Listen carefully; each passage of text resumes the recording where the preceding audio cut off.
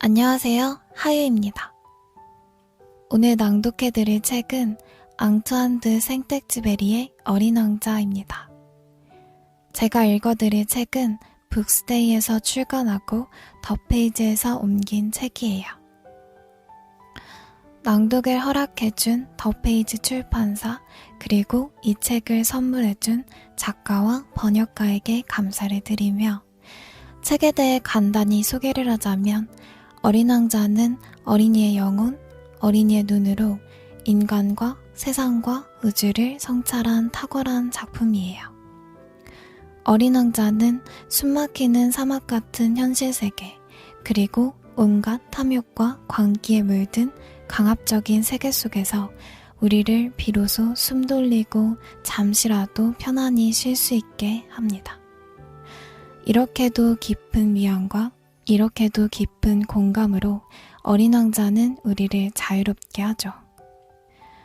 조건 없는 사랑, 마음으로만 볼 수 있는 소중한 가치, 죽음으로도 깨지지 않는 결합, 우정, 우주적 동경, 그리고 인간적 진실을 동화처럼 신화처럼 우리 앞에 펼쳐 보입니다. 어른을 위한 동화, 단순해서 더욱 매혹적인 어린 왕자. 지금부터 낭독해드릴게요. 책의 앞부분 낭독을 들으시고 마음에 드셨다면 책을 구매하여 끝까지 읽어보시면 더 좋을 것 같습니다. 머물러 들으시는 동안 편하고 행복한 시간 보내시길 바랄게요. 책 읽기에 앞서 제가 마음에 드셨다면 구독과 좋아요 꾹꾹 부탁드려요. 어린 왕자 6살 때 나는 책에서 굉장히 인상 깊은 그림을 보았다. 원시림에 관한 책이었는데 제목은 자연, 그 진짜 이야기였다. 동물을 통째로 삼키고 있는 보아뱀. 이 그림은 그것을 따라 그린 것이다. 책에는 이렇게 적혀 있었다. 보아뱀은 먹이를 씹지 않고 통째로 삼킨다. 그러고 나면 그들은 움직일 수 없게 된다. 그래서 그들은 먹이가 소화되는 6개월 내내 잠을 잔다. 그때부터 나는 정글의 모험에 대해 깊이 생각하게 되었다. 나는 색연필로 여러 번 작업한 끝에 나의 첫 번째 그림을 완성했다. 내 그림 제1호, 바로 이 그림이다. 나는 이 위대한 작품을 어른들에게 보여주면서 혹시 그림이 너무 무섭냐고 물어보았다. 하지만 그들의 대답은 늘 한결같았다. 무섭냐고? 모자가 왜 무서워? 내 그림은 모자가 아니었다. 그것은 코끼리를 소화시키고 있는 보아뱀 그림이었다. 어른들이 그림을 이해하지 못했기 때문에 나는 또 그림을 그렸다. 어른들도 분명히 볼 수 있도록 뱃속이 보이는 보아뱀이었다. 어른들에겐 언제나 설명을 해줘야 한다. 내 그림 제2호, 바로 이 그림이다. 이 그림을 본 어른들의 반응 역시 한결같았다. 뱃속이 보이든 안 보이든 보아뱀 그림 따위는 집어치우고 지리, 역사, 수학, 그리고 문법 같은 과목에 관심을 가져보는 게 어떻겠니? 그것이 내가 겨우 6살이라는 나이에 화가라는 어마어마하게 근사한 직업을 포기한 이유이다. 내 그림 제1호와 제2호가 실패한 것 때문에 완전히 용기가 꺾였던 것이다. 어른들은 혼자서는 아무것도 이해하지 못한다. 언제나 모든 것을 설명해줘야 하니 어린이들에게는 여간 피곤한 노릇이 아니다. 그래서 나는 다른 직업을 선택했다. 나는 비행기 조종법을 배운 다음부터 거의 안 다녀본 데가 없을 정도로 세상 여기저기를 날아다녔다. 지리학이 나에게 아주 큰 도움이 된 것은 사실이다. 나는 한눈에 중국과 애리조나를 구별할 줄 알았고 행여 밤에 하늘에서 길을 잃기라도 한다면 그런 지식은 정말 소중하다. 지금까지 살면서 나는 중요한 일에 종사하는 사람들을 수도 없이 만나보았다. 엄청나게 많은 어른들 사이에서 살았고 그들과 아주 가까이에서 친밀하게 접촉하며 오랫동안 보았다. 하지만 어른들에 대한 나의 생각은 별로 달라지지 않았다. 특별히 생각이 분명하고 똑똑해 보이는 사람을 만나면 나는 항상 품에 안고 다니는 그림체 1호를 꺼내 보여주는 것으로 그 사람을 시험해 보았다. 그 사람이 정말로 뭔가를 좀 이해할 줄 아는 사람인지 알고 싶었던 것이다. 하지만 그들은 남자든 여자든 항상 이렇게 대답하는 것이었다. 그건 모자잖아요.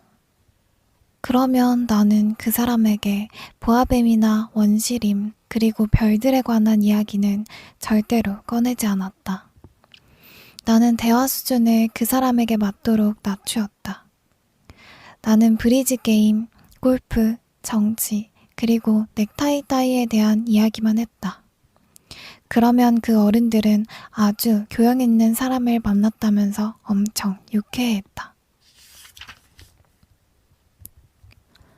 그래서 나는 6년 전 사하라 사막에서 비행기 사고를 당할 때까지 진심으로 마음을 나누며 대화할 사람 하나 없이 혼자서 외롭게 살고 있었다.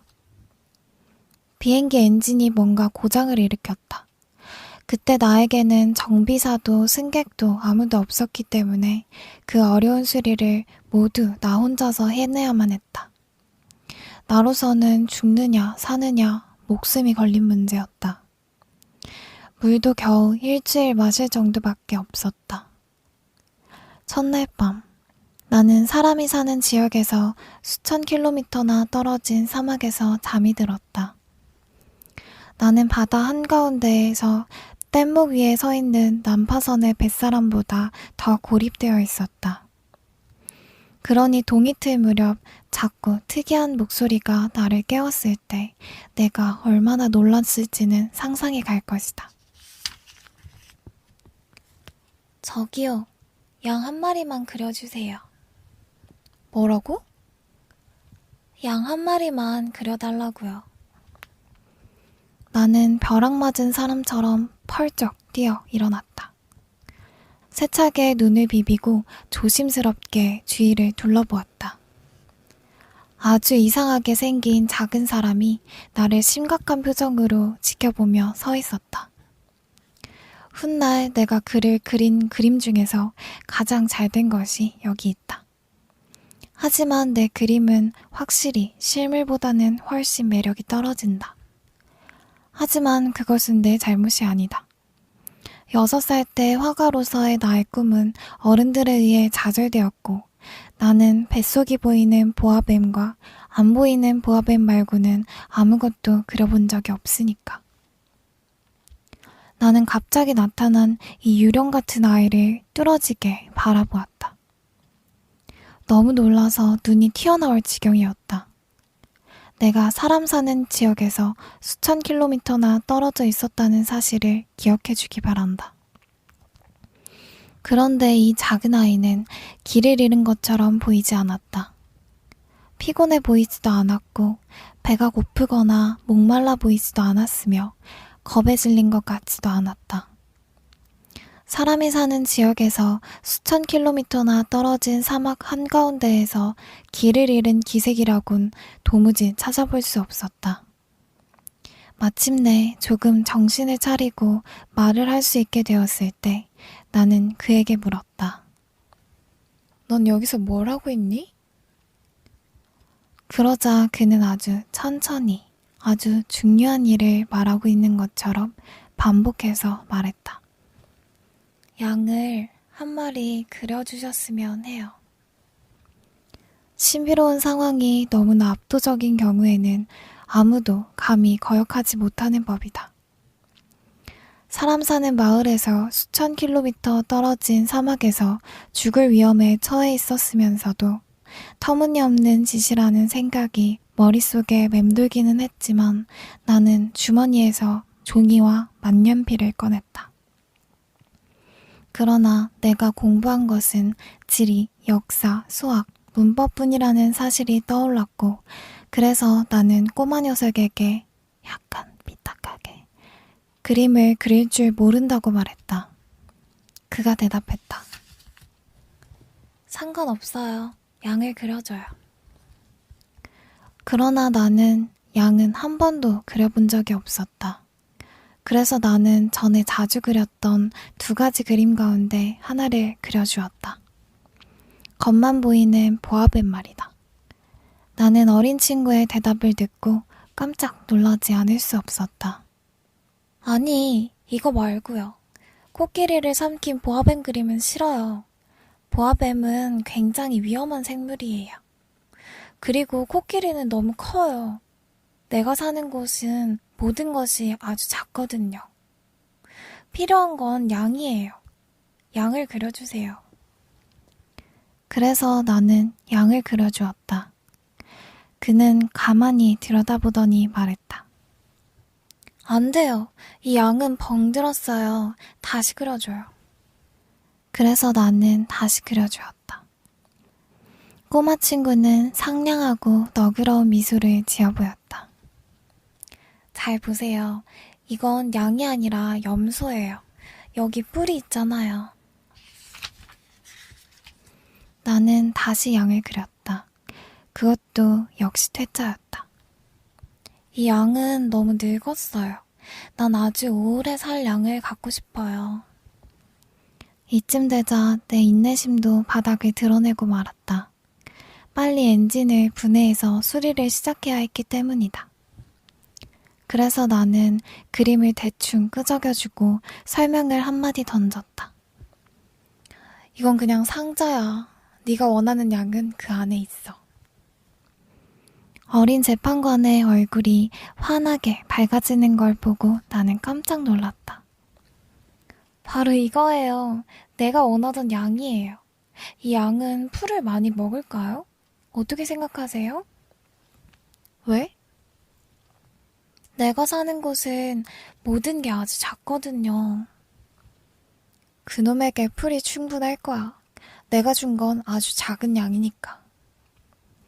그는 다시 그림을 들여다보았다. 이것 좀 봐. 그렇게 작지도 않은데요, 뭐. 양이 잠들었네. 이렇게 해서 나는 어린 왕자와 아는 사이가 되었다. 어린 왕자가 어디에서 왔는지 알게 되기까지는 아주 긴 시간이 걸렸다. 어린 왕자는 나에게 그렇게 많은 질문을 던지면서도 내가 묻는 말에는 전혀 관심을 보이지 않았기 때문이다. 어린 왕자가 말하다가 우연히 흘리는 말을 하나, 둘 모으는 방식으로 나는 조금씩 그의 모든 것을 알게 되었다. 예를 들면 내 비행기를 처음 봤을 때 어린 왕자는 내게 이렇게 물었다. 저 물건은 뭐예요? 저건 물건이 아니야. 저건 날아다니는 거야. 비행기라는 거지. 내 비행기야. 내가 날 수 있다는 것을 그에게 일러주면서 나는 으쓱한 느낌이 들었다. 그러자 어린 왕자가 큰 소리로 외쳤다. 뭐라고요? 아저씨도 하늘에서 떨어졌어요? 그래, 맞아. 나는 겸손하게 대답했다. 야, 참 재밌네. 그리고 어린 왕자는 천진난만하게 웃음을 터뜨렸는데 그것이 무척 내 신경을 건드렸다. 내 불행을 진지하게 생각하지 않는 것 같았던 것이다. 그럼 아저씨도 하늘에서 온 거군요. 어느 별에서 왔어요? 그 순간 나는 도무지 이해할 수 없었던 그 어린 존재의 비밀을 밝혀줄 희미한 한 줄기 빛을 발견했다. 그래서 나는 불쑥 물어보았다. 너는 다른 별에서 온 거구나? 그러나 그는 역시 대답하지 않았다. 그의 시선은 내 비행기에 꽂혀 있었다. 그는 부드럽게 고개를 흔들면서 말했다. 저걸 타고 왔다면 그리 먼 곳은 아니겠군. 그는 오랜 시간을 생각에 잠긴 채 앉아 있었다. 그러다가 주머니에서 내가 그려준 양 그림을 꺼내더니 보물처럼 소중하게 손에 들고 골똘히 들여다보았다. 다른 별이라는 그가 슬쩍 내비친 비밀 한마디에 내 호기심이 얼마나 자극받았을지는 충분히 상상이 갈 것이다. 그래서 나는 어린 왕자에게 더 많은 것을 알아내려고 최대한 노력했다. 어린 친구, 넌 어디서 왔지? 네가 말하는 내가 사는 곳이란 도대체 어디야? 양을 어디로 데려가려고 하는 거니? 그는 묵묵히 생각에 잠겨 있다가 대답했다. 아저씨가 그려준 상자는 밤에 양의 집으로 쓰면 되겠어요. 아주 잘 됐네. 그렇지. 그리고 네가 착하게 굴면 끈과 말뚝도 그려줄게. 그러면 너는 낮 동안에 양을 묶어놓을 수 있을 거야. 하지만 어린 왕자는 이 제안에 충격을 무척 받은 것 같았다. 양을 묶어놓는다고요? 왜요? 묶어놓지 않으면 양이 어디로 가버릴 수도 있고 길을 잃을 수도 있잖아. 그러자 어린 친구는 다시 웃음을 터뜨렸다. 양이 어디로 갈 거라고 생각하세요? 어디라도 앞으로 쭉. 걱정 없어요. 내가 사는 곳은 모든 것이 아주 작으니까요. 어린 왕자는 진지한 얼굴로 말했다. 그리고 약간 슬픔이 깃든 표정으로 덧붙였다. 앞으로 쭉 가더라도 멀리 갈 수는 없어요. 이렇게 해서 나는 아주 중요한 두 번째 사실을 알게 되었다. 어린 왕자가 살던 별이 겨우 집 한 채 정도의 크기밖에 안 된다는 것. 그것은 사실 크게 놀랄 일도 아니었다. 지구, 목성, 화성, 금성처럼 이름이 있는 커다란 행성 말고도 수많은 별들이 있고 어떤 것들은 너무 작아서 망원경으로도 보이지 않는다는 것을 나는 잘 알고 있었다. 천문학자가 그런 별을 발견하면 이름 대신 번호를 붙인다. 예를 들면 소행성 325호 하는 식으로 부르는 것이다. 내게는 어린 왕자가 살던 별이 소행성 B612호라고 믿을 만한 상당한 근거가 있다. 그 소행성은 딱 한 번 망원경에 포착되었다. 1909년 터키의 천문학자에 의해서였다.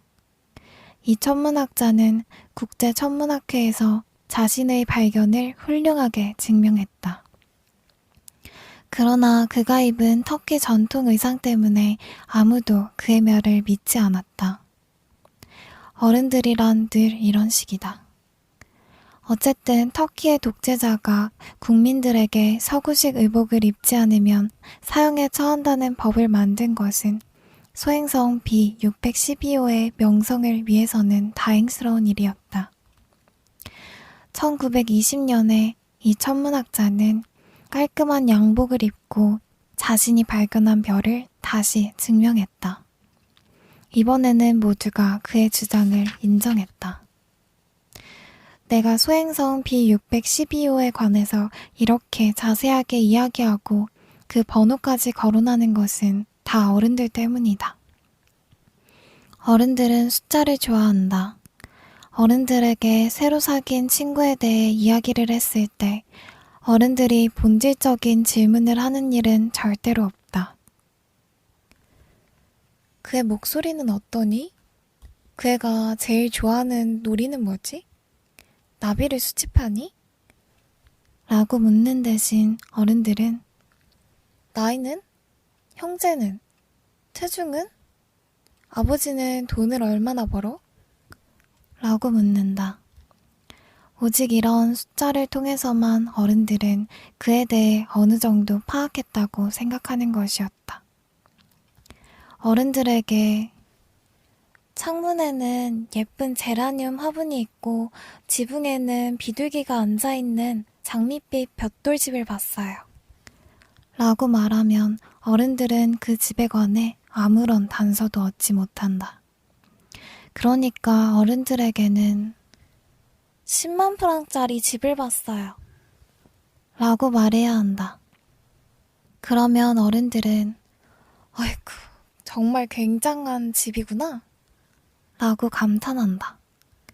그러니 어린 왕자는 매력적이었고 잘 웃었고 양 한 마리를 갖고 싶어 했어. 누군가가 양을 갖고 싶어 한다면 그게 바로 그가 존재한다는 증거야. 라고 이야기한들 어른들에게는 아무 소용이 없다.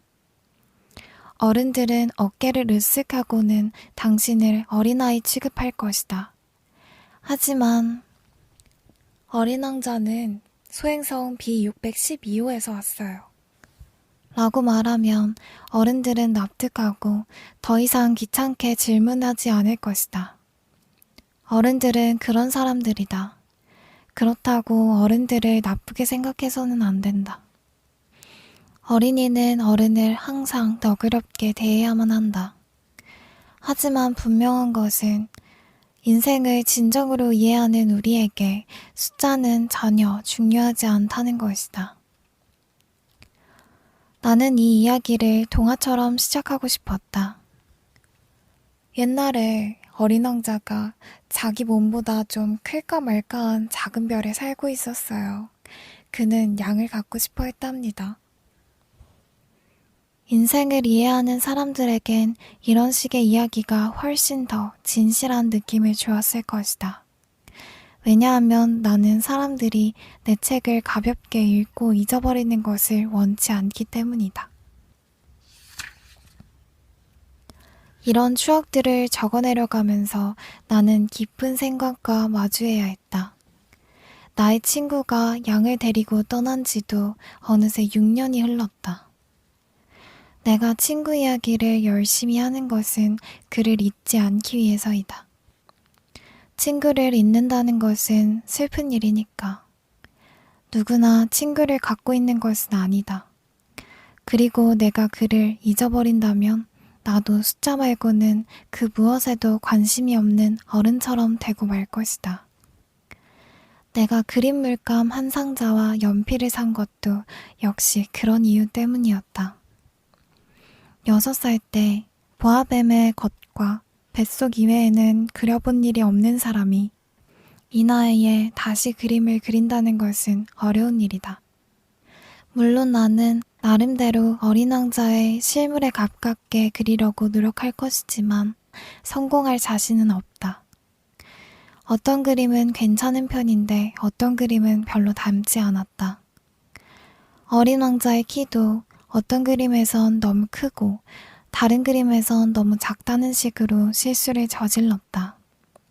그의 옷 색깔도 역시 자신이 없다. 그래서 나는 계속 성공과 실패를 반복하면서 어렵게 그리겠지만 대체로 괜찮기를 바란다. 어떤 중요한 장면에서 잘못 그릴 수도 있다. 하지만 그것은 내 잘못이 아니다. 내 친구는 어떤 것도 설명해 준 적이 없기 때문이다. 친구는 아마 내가 자신과 비슷하다고 생각했던 것 같다. 그러나 유감스럽게도 나는 상자 속에 있는 양을 볼 수 있는 능력이 없다. 이제 나도 나이를 먹어서 어느 정도는 어른들과 비슷해진 것일지도 모르겠다. 하루하루 이야기를 나누면서 나는 어린 왕자의 별과 그가 별을 떠나게 된 사연과 그의 여행에 대해 조금씩 알게 되었다. 말하다가 우연히 떨어지는 정보를 주워듣는 방식이라 아주 천천히 알 수밖에 없었다. 4일째 되는 날에도 나는 그런 식으로 바오밥 나무의 비극을 듣게 되었다. 이번에도 역시 양 덕분이었다. 불쑥 어린 왕자가 심각한 의문에 사로잡힌 것처럼 내게 물었다. 양이 작은 나무를 먹는다는 게 사실이에요? 그럼 사실이야. 아, 참 잘 됐네. 양이 작은 나무를 먹는 게 왜 그렇게 중요한지 나는 알 수 없었다. 그럼 바오밥 나무도 먹겠네요? 나는 어린 왕자에게 바오밥 나무는 작은 나무가 아니라 성체만큼이나 거대한 나무라는 것. 그래서 코끼리 떼를 몰고 가도 바오밥 나무 한 그루를 먹어치우지 못할 것이라고 말해주었다. 코끼리 떼라는 말에 어린 왕자는 웃었다. 그럼 코끼리들을 겹쳐 놓아야겠네요. 그리고 왕자는 지혜롭게 덧붙였다. 바오밥 나무도 크게 자라기 전에는 작아요. 물론이지. 근데 왜 양이 작은 바오밥 나무를 먹어치우길 바라는 거지? 어린 왕자는 뻔한 것 아니냐는 듯 아휴 참 하고만 말했다. 그래서 나는 혼자서 문제를 푸느라고 한참 고민해야 했다. 사실 어린 왕자가 사는 별에도 다른 별과 마찬가지로 좋은 식물과 나쁜 식물이 있었다. 따라서 좋은 식물에는 좋은 씨앗이 들어있고 나쁜 식물에는 나쁜 씨앗이 들어있었던 것이다. 하지만 씨앗은 눈에 보이지 않는다. 땅속 깊숙한 곳에서 잠자고 있다가 깨어나고 싶어지면 이 작은 씨앗들은 기지개를 켜고 처음엔 수줍게 조금도 거슬리지 않게 해를 향해 조그만 싹을 쏙 내민다. 그것이 무나 장미의 싹이라면 그대로 둬도 괜찮지만 나쁜 식물의 경우에는 발견하자마자 뽑아야 한다. 그런데 어린 왕자의 별에는 무서운 씨앗이 있었다. 바로 바오밥 나무의 씨앗이었다. 그 별의 땅에는 바오밥 나무의 씨앗이 가득했다. 그런데 바오밥 나무는 때가 늦으면 도저히 없애버릴 수가 없게 된다. 그렇게 되면 별은 완전히 엉망이 되고 만다. 바오밥 나무의 뿌리가 계속 자라서 별을 관통해버리기 때문에 너무 작은 별에 바오밥 나무가 많으면 별은 산산조각 나게 되는 것이다. 나중에 어린 왕자는 나에게 어떤 식으로 바오밥 나무의 싹을 뽑는지 말해주었다. 그건 규칙의 문제예요. 아침에 일어나 씻고 나면 별을 청소해요. 아주 정성껏 청소해요. 그리고 규칙적으로 바오밥 나무를 뽑아버려야 해요. 장미덩굴과 구별할 수 있게 되는 즉시요. 바오밥 나무는 아주 어릴 때는 장미와 굉장히 비슷해서 구별하기 어렵거든요. 귀찮은 일이긴 하지만 아주 쉬운 일이기도 해요. 어느 날 그가 나에게 말했다. 지구의 아이들이 알아보도록 그림을 하나 그려놓는 게 좋겠어요. 그 아이들이 나중에 여행을 할 때 큰 도움이 될 거예요. 해야 할 일을 나중으로 미루는 것이 때로는 해롭지 않을 수도 있지만 바오밥 나무의 경우에는 그렇게 하면 언제나 큰 재앙이 되고 말아요. 나는 어떤 별에 사는 게으름뱅이를 알아요.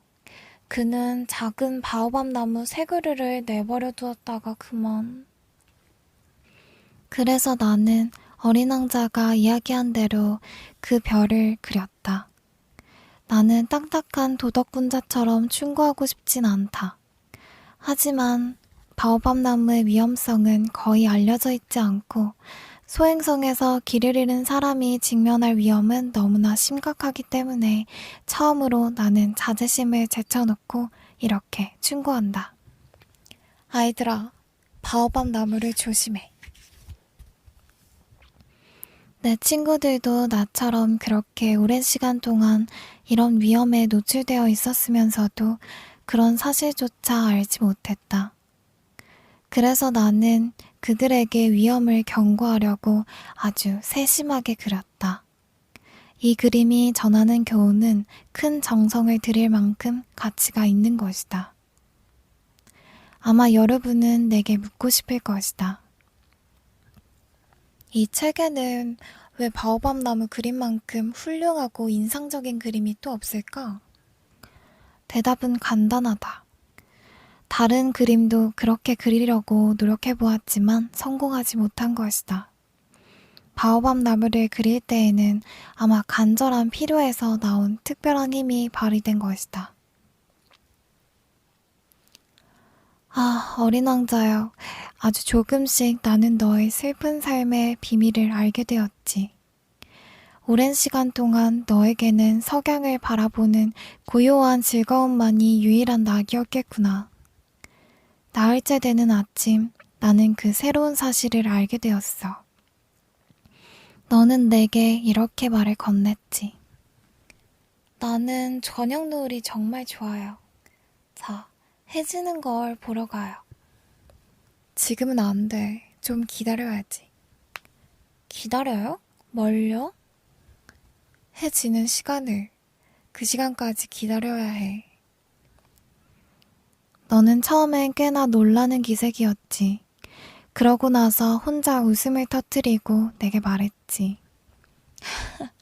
집에 있는 것으로 착각했네요. 사실 그래. 다들 알다시피 미국에서 정오일 때 프랑스에서는 해가 지지. 프랑스로 순식간에 날아갈 수만 있다면 금세 일몰을 볼 수 있을 거야. 하지만 유감스럽게도 프랑스는 너무 멀리 있는 걸. 그러나 네가 살던 작은 별은 의자를 몇 걸음만 옮겨 놓으면 되겠지. 그래서 언제든지 원하기만 하면 너는 해가 지는 모습을 볼 수 있었던 거야.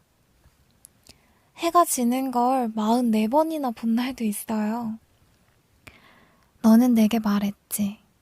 그리고 조금 있다가 너는 이렇게 덧붙였지. 있죠. 굉장히 슬플 때는 누구나 저녁 노을을 좋아하게 돼요. 44번이나 해지는 걸 봤던 날엔 그럼 너는 그렇게도 몹시 슬펐니? 내가 물었다. 그러나 어린 왕자는 아무 대답도 하지 않았다. 닷새째 되던 날에도 역시 양 덕분에 어린 왕자의 비밀을 하나 알게 되었다. 그가 불쑥 나에게 물었다. 오랫동안 혼자 깊이 생각하고 고민한 끝에 자기도 모르게 튀어나온 말 같았다. 양은 작은 나무를 먹으니까 꽃도 먹을까요? 양은 무엇이든 닥치는 대로 먹어. 가시가 있는 꽃도? 응, 가시가 있는 꽃도.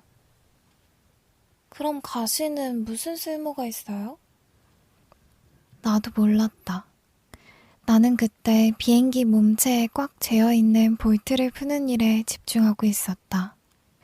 비행기의 고장이 심각한 것이 분명한 데다가 마실 물이 별로 남지 않아 불안하기 짝이 없었다. 가시는 무슨 쓸모가 있어요? 어린 왕자는 일단 질문을 하면 절대로 포기하는 일이 없었다. 나는 볼트를 푸느라 온 신경이 곤두서 있었기 때문에 아무렇게나 대답하고 말았다. 가시는 아무짝에도 쓸모없는 거야. 꽃들이 그냥 심술 부리느라 갖고 있는 거야. 아, 순간 정적이 흘렀다. 잠시 후 어린 왕자는 분개한 표정으로 톡 쏘아붙였다. 아저씨 말은 안 믿어요. 꽃들은 연약하지만 순수한 생물이에요. 나름대로 최선을 다해서 자신을 지키는 거예요. 가시가 무서운 무기가 된다고 꽃들은 믿는 거라고요. 나는 대답하지 않았다. 그때 나는 이 볼트가 계속 돌아가지 않으면 망치로 때려서 제거해야겠군 하고 생각하고 있었다. 어린 왕자는 다시 내 생각을 방해했다. 정말 꽃들이 그렇다고 믿어요? 아니야. 아무것도 안 믿어. 그냥 아무렇게나 대답한 거야. 안 보이니? 지금 중요한 일을 하고 있잖아. 난 지금 정말 바쁘거든. 중요한 일. 그는 충격을 받은 표정으로 나를 노려보았다. 망치를 들고 손에는 시커먼 기름을 묻은 채 그에겐 매우 흉하게 보이는 물체 위로 몸을 기울이고 있는 나에게 어린 왕자가 말했다. 꼭 어른들처럼 말하네요. 그 말을 듣고 나는 조금 부끄러웠다. 하지만 그는 사정없이 말을 이었다. 아저씨는 모든 걸 섞어버렸어요. 모든 걸 혼동하고 있다고요. 그는 무척이나 화가 나 있었다. 그는 머리를 뒤로 획 젖혔다. 금빛 머리칼이 바람에 휘날렸다. 빨간 얼굴을 한 남자가 어느 별에 살고 있었어요. 그는 꽃향기를 맡아본 적도 별을 바라본 적도 누구를 사랑해본 일도 없었어요. 오로지 숫자만 계산하면서 살았어요. 그는 하루 종일 아저씨처럼 나는 중요한 일로 무척 바쁘다 라고 누누이 말했어요. 그리고 그것은 그를 오만으로 가득 차게 했어요. 하지만 그는 사람이 아니라 버섯이었어요. 뭐라고? 버섯이라고요. 어린 왕자는 이제 분노로 창백해졌다. 수백만 년 전부터 꽃들은 가시를 만들었어요. 양도 수백만 년 전부터 꽃을 먹었고요. 그런데도 꽃들이 아무 쓸모도 없는 가시를 왜 힘들게 만들어내는지 아는 게 중요한 일이 아니에요? 양과 꽃들의 싸움이 중요한 일이 아니에요? 그게 빨간 얼굴을 가진 신사의 계산보다 중요한 일이 아니에요? 그래서 이 세상 어디에서도 찾아볼 수 없고 나의 별에만 있는 오직 하나뿐인 꽃을 내가 알고 있는데 작은 양이 어느 날 아침 무심코 그걸 한 입에 먹어칠 수도 있는데 그게 중요한 일이 아니라는 거예요? 이야기를 계속하는 동안 그의 얼굴은 하얀색에서 붉은색으로 변했다. 수백만 개의 별 가운데 오직 한 송이밖에 없는 꽃을 사랑하는 사람은 그 별을 바라보고 있기만 해도 행복해져요. 속으로 저기 어딘가에 내 꽃이 있겠지 라고 생각할 수 있으니까요. 하지만 어느 날 양이 그 꽃을 먹어버린다면 그 순간 그에게는 모든 별들이 빛을 잃고 마는 거예요. 그런데 아저씨는 그게 중요하지 않다고 생각하고 있어요. 어린 왕자는 더 말을 잇지 못했다. 흐느낌이 그의 말을 삼켜버렸다. 어두운 밤이었다. 나는 연장을 던져버렸다. 망치도 볼트도 갈증도 죽음도 무슨 상관인가. 어떤 별, 어떤 행성, 나의 행성, 이 지구 위에 위로해줘야 할 어린 왕자가 있었다. 나는 어린 왕자를 껴안고 부드럽게 흔들면서 말했다. 네가 사랑하는 꽃은 이제 위험하지 않아. 내가 너의 양에게 씌울 입마개를 그려줄게.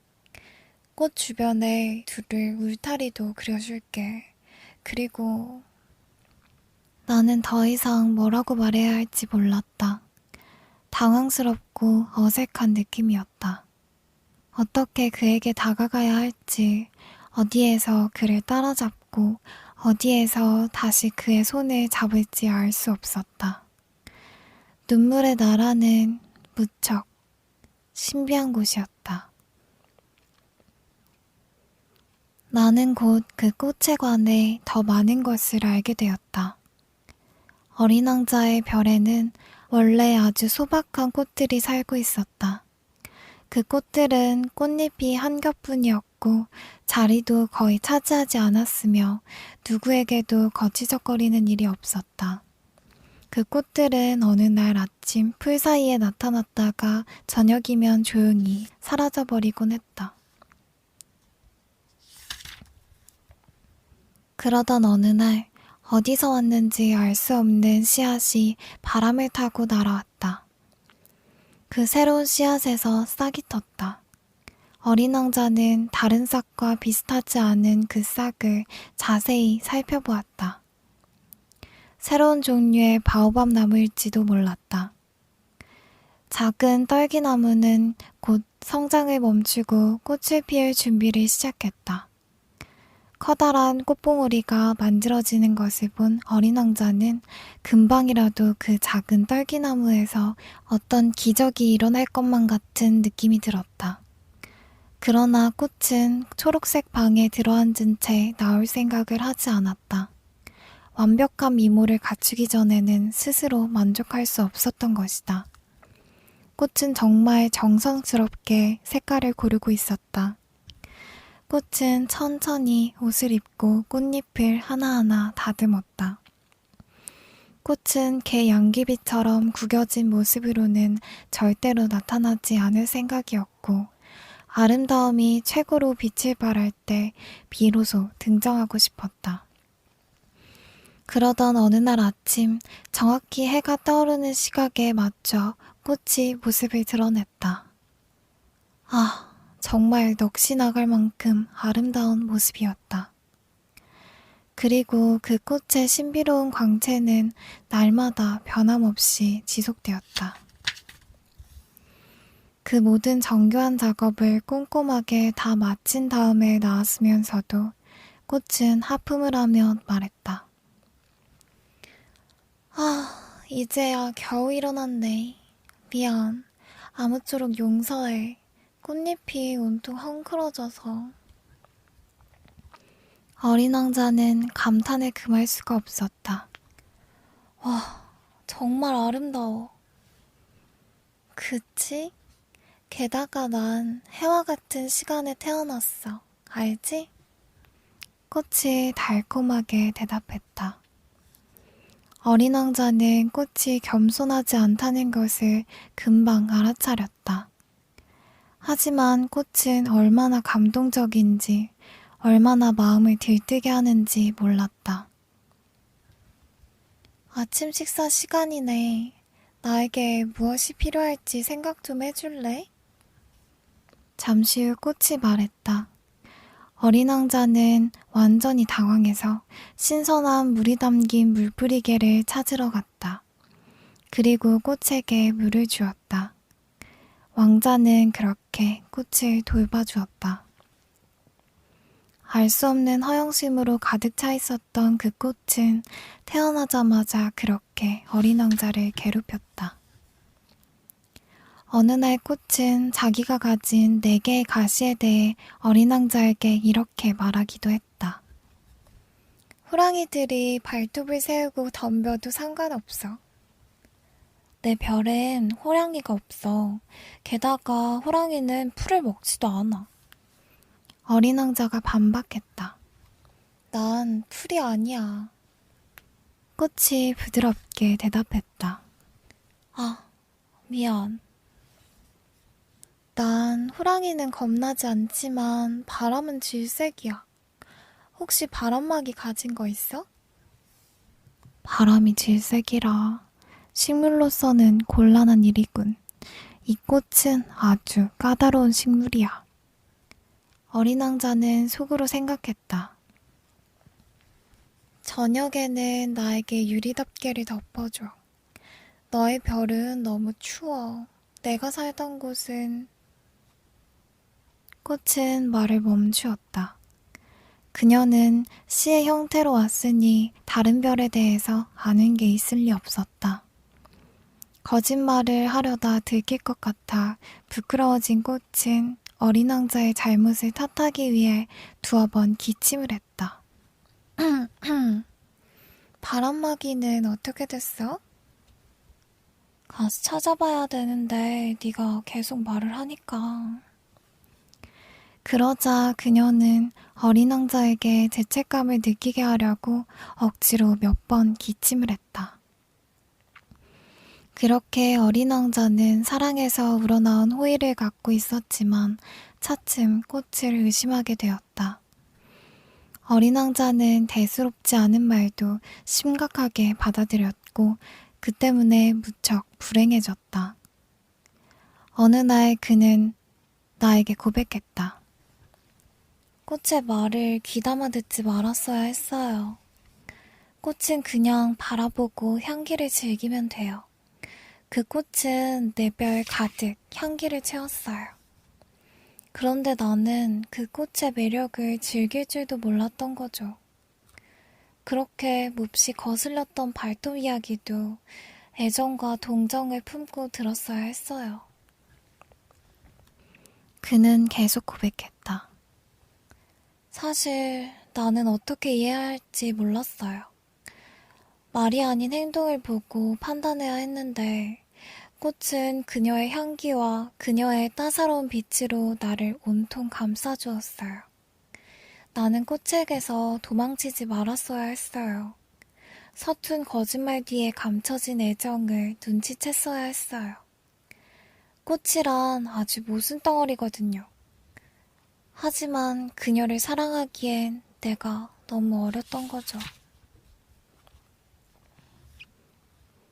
나는 어린 왕자가 이동하는 철새떼를 따라 그의 별을 탈출했을 거라고 믿는다. 떠나는 날 아침 그는 별을 깨끗하게 정리했다. 그는 우선 불타고 있는 화산들을 조심스럽게 청소했다. 불타는 화산은 2개였다. 그것은 아침 식사를 데우는데 아주 편리했다. 효화산도 하나 있었다. 그는 자신에게 말했다. 어떻게 될지 누가 알아? 그는 효화산도 잘 청소했다.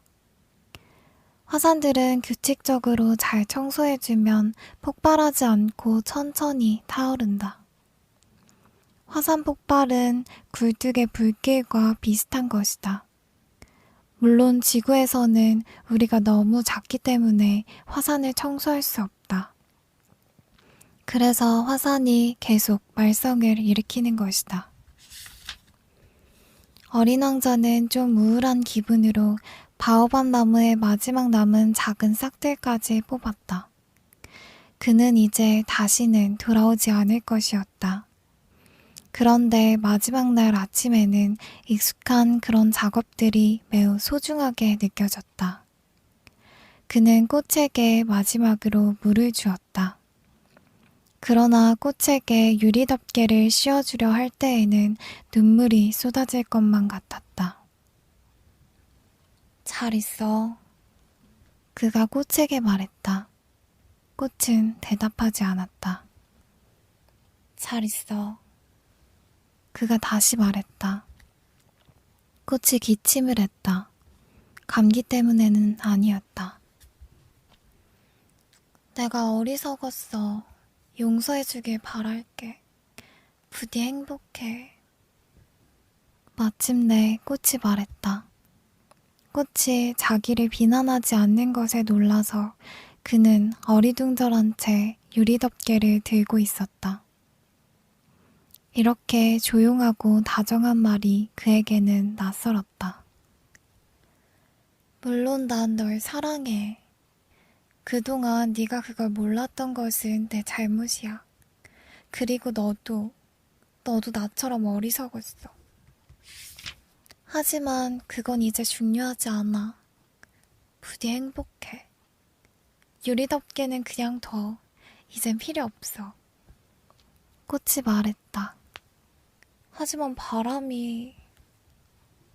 내 감기는 그리 심하지 않아. 서늘한 밤 공기는 나한테 좋을 거야. 나는 꽃이니까. 하지만 짐승들이... 나비와 친해지려면 2-3마리의 쐐기벌레는 참아야겠지. 나비는 무척 아름답다고 들었어. 나비와 쐐기벌레가 아니라면 누가 나를 찾아오겠어? 넌 이제 멀리 떠나가 버릴 테고 큰 짐승들은 두렵지 않아. 나는 발톱이 있으니까. 그러면서 꽃은 천진난만하게 4개의 가시를 보여주었다. 그리고 말을 이었다. 그렇게 망설이지 말고 가. 떠나기로 결심했잖아. 어서 가. 왜냐하면 꽃은 우는 얼굴을 어린 왕자에게 보이고 싶지 않았기 때문이었다. 그만큼 자존심이 강한 꽃이었다. 어린 왕자는 소행성 325호, 326호, 327호, 328호, 329호, 330호가 그의 별 가까이에 있다는 것을 알게 되었다. 그래서 그는 견문을 넓히고자 그 별들을 방문하기로 했다. 첫 번째 별에는 왕이 살고 있었다. 왕은 푸르스름한 보라색 예복을 입고 단순하면서도 위풍당당한 왕자에 앉아 있었다. 오, 백성이 오는구나. 어린 왕자가 오는 것을 보고 왕이 큰 소리로 외쳤다. 그래서 어린 왕자는 혼자 생각했다. 나를 한 번도 본 적이 없는데 어떻게 알아보는 거지? 왕에게는 세상이 단순하다는 것을 어린 왕자는 몰랐다. 왕에게는 모든 사람이 백성인 것이다. 짐이 너를 더 잘 볼 수 있도록 가까이 오라. 드디어 누군가의 왕 노릇을 할 수 있게 된 것이 무척 자랑스러워진 왕이 말했다. 어린 왕자는 앉을 자리를 찾아 여기저기 둘러보았으나 그 별은 왕의 호화로운 흰 담비 모피 망토로 온통 뒤덮여 있었다. 할 수 없이 그는 똑바로 서 있었다. 피곤해서 하품이 나왔다. 왕 앞에서 하품을 하다니 무례하구나. 너에게 하품을 그만오라. 왕이 말했다. 하품을 참을 수가 없습니다. 긴 여행을 하는 중이라서 한숨도 못 잤거든요. 몹시 당황한 어린 왕자가 말했다. 아, 그렇다면 내게 멍하노니 하품을 해라. 하품하는 걸 본 지도 몇 년이 지났구나. 하품은 짐에게 희귀한 일이니라. 자, 그럼 또 하품을 해라. 나의 명령이니라. 왕이 말했다. 그렇게 말씀하시니까 겁이 나서 하품이 안 나와요. 이제 완전히 무안해진 어린 왕자가 중얼거렸다. 그렇다면 내가 명하노니 어떤 때는 하품을 하고 또 어떤 때는 왕이 대꾸했다. 더듬거리며 말하는 것으로 보아 왕은 심기가 불편한 기색이었다. 왜냐하면 왕이 근본적으로 주장하는 것은 자신의 권위가 존중되어야 한다는 점이었다. 불복종은 용서할 수 없는 일이었다. 그래도 그는 전제군주이긴 하지만 무척 선량한 사람이었기 때문에 정당한 명령을 내리는 편이었다. 예를 들면 그는 평소 이렇게 말하곤 했다. 만약 내가 어떤 장군에게 물새로 변하라고 명령했는데 장군이 명령에 따르지 않았다면 그건 장군의 잘못이 아니라 짐의 잘못이니라. 앉아도 될까요? 어린 왕자가 조심스럽게 물었다. 그렇게 하도록 명하노라. 왕이 대답하면서 망토 한 자락을 위엄 있게 걷어올려 자리를 만들어 주었다.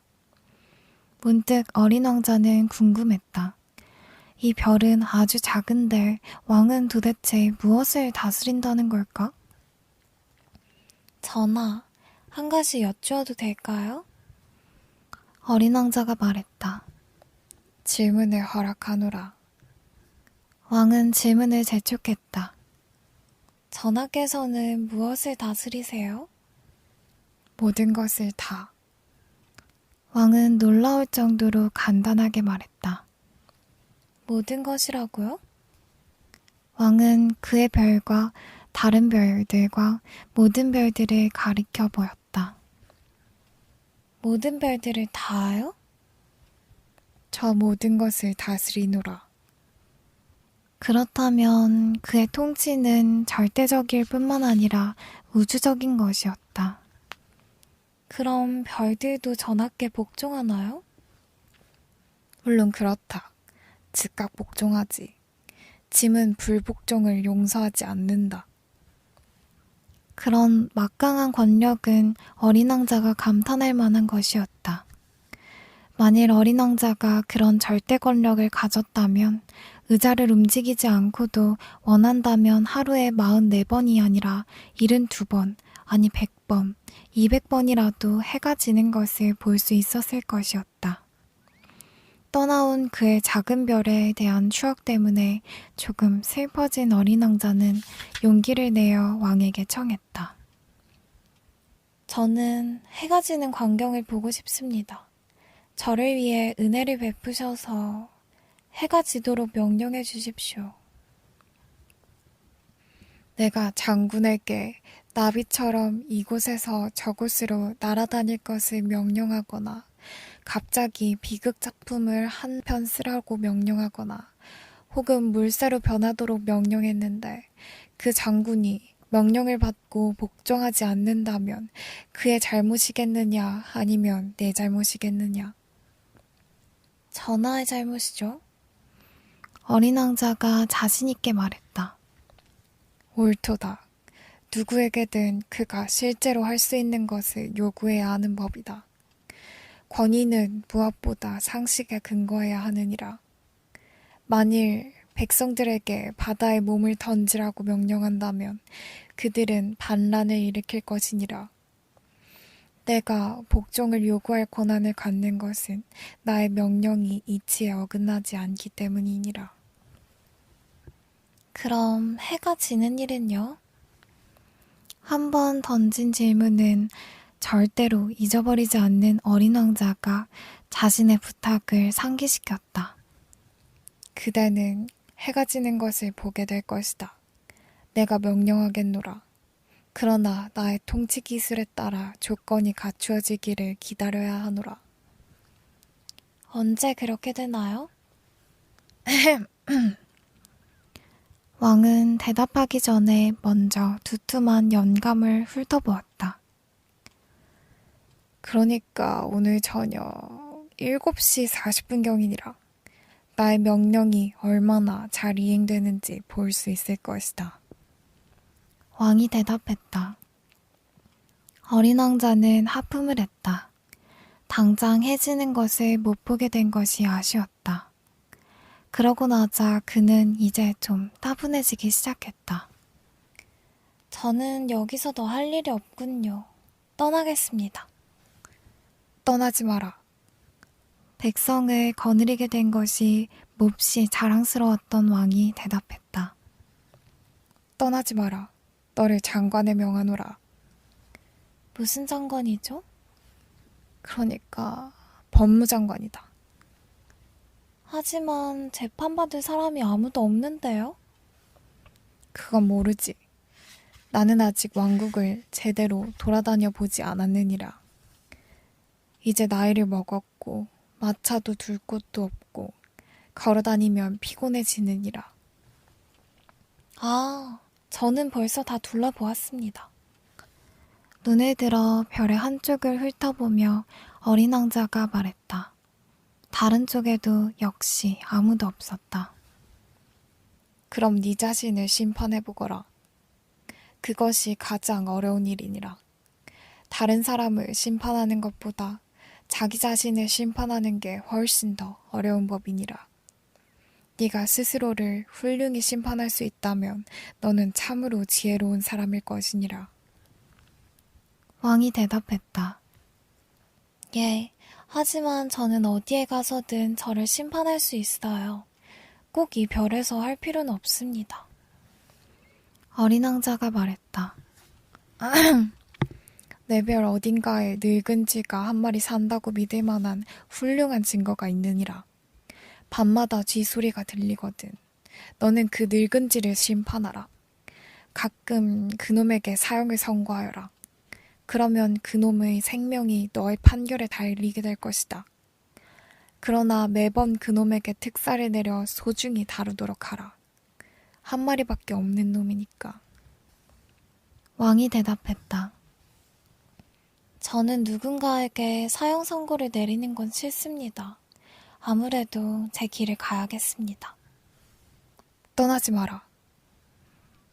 어린 왕자는 떠날 준비를 마쳤으나 늙은 왕의 마음을 서운하게 하고 싶지는 않았다. 전하의 명령이 실행되기 원하신다면 제게 이치에 맞는 명령을 내리시면 되겠습니다. 이를테면 1분 내로 떠나라고 제게 명령하실 수도 있고요. 그런 상황이 된 것 같습니다.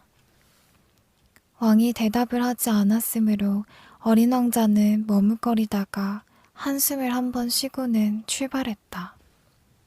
너를 나의 대사로 명령하노라. 왕이 다급하게 외쳤다. 그는 매우 위험이 가득한 모습이었다. 어른들은 참 이상하다니까. 어린 왕자는 떠나면서 혼자 중얼거렸다.